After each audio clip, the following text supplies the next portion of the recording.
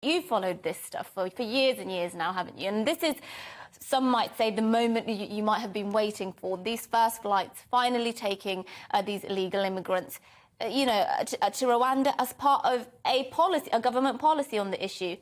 Is this policy convincing you that this is a way to deal with it? Well, I've always been supportive ever since the policy was first mooted, when the legislation was being bandied about, and there was a consultation to which we, like lots of other people, contributed.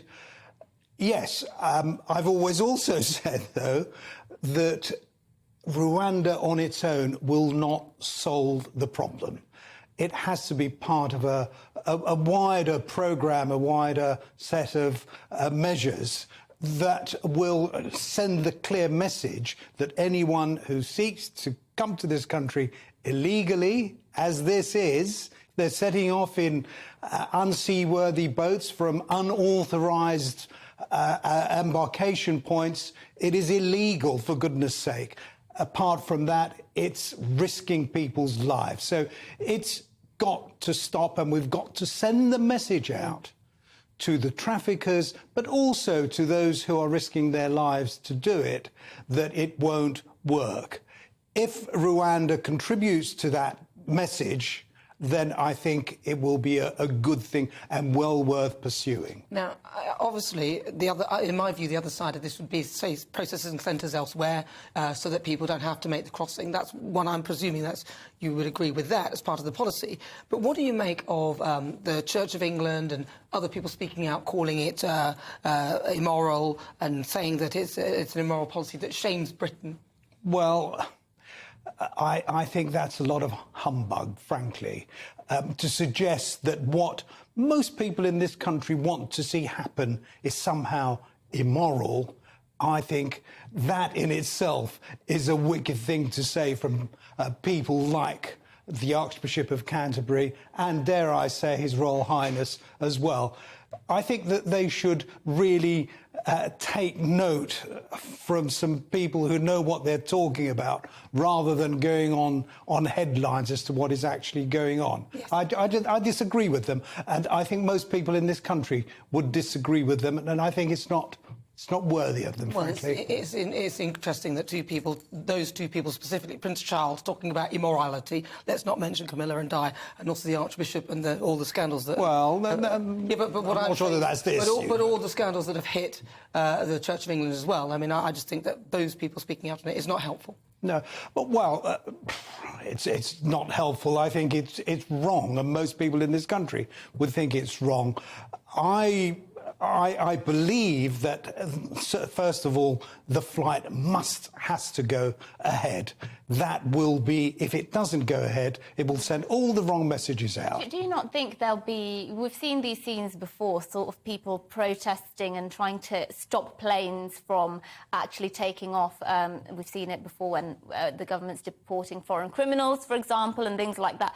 Isn't there a strong likelihood that actually we're going to see activists on the ground at wherever it is, they'll figure it out somehow, trying to stop this flight taking off? Well, it's a free country, and we can all protest if we want to. What we mustn't do is prevent the law from being enforced, and that is what is happening. That is wrong, and that should not be allowed to happen. But if people want to protest, of course. Yeah. What about? Sorry, I just want to ask about what about the Nationality and Borders Bill? I thought there was some provision in it to stop all these repeat appeals that seem to be, prohibiting this process from taking place. Yeah. Well, it's only just started. We've only just the bill itself. Now an act has just received royal assent, so we haven't got to the stage yet where all that the legislation allows for has been implemented. But it will be, and with a bit of luck, the government really does pursue that line of dealing with the problem. I just want to raise something which does always seem to be left out of this conversation, which is that France has gotten away with murder almost here because, we'd given them a lot of money to try and sort of stop the crossings from, the people from crossing into the UK in the first place. They've gone up, so that hasn't worked. They're now basically have no incentive at all to stop these boats coming across because they know the UK now have a policy and they're going to send them elsewhere. I mean, France, you know, are laughing at us pretty much now, aren't they? I don't know if they're laughing at us. I think that what they're doing is actually is not in their own interest, frankly.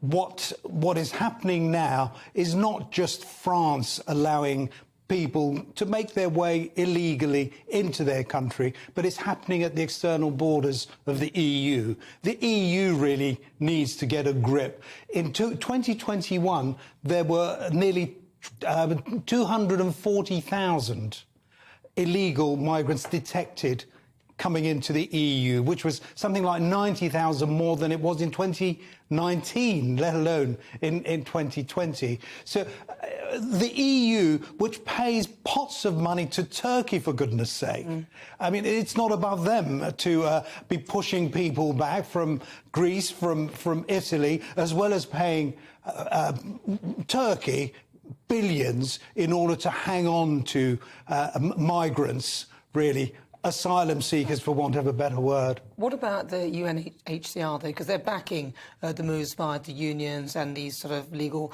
and charities to sort of stop this whole Rwanda policy. And yet other countries have done similar things and they've not said anything about it. Well, interestingly, there was a photo in the Telegraph, I think, a few days ago, of an area with a lot of migrants, I assume, those who had sought refuge from countries like Burundi and Libya. And looking over and watching over them was someone with a UNHCR high-vis jacket on.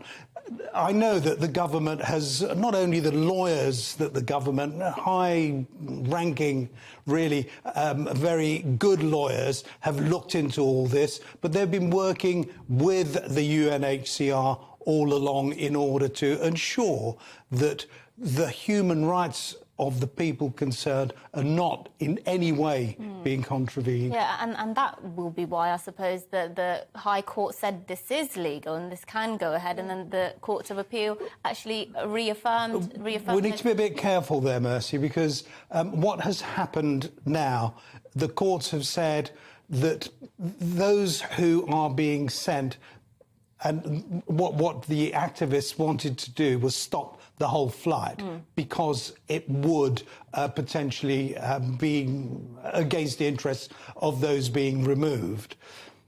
The courts, as I understand it, have said, and I'm not a lawyer, but they have said, no, you haven't made the case for that.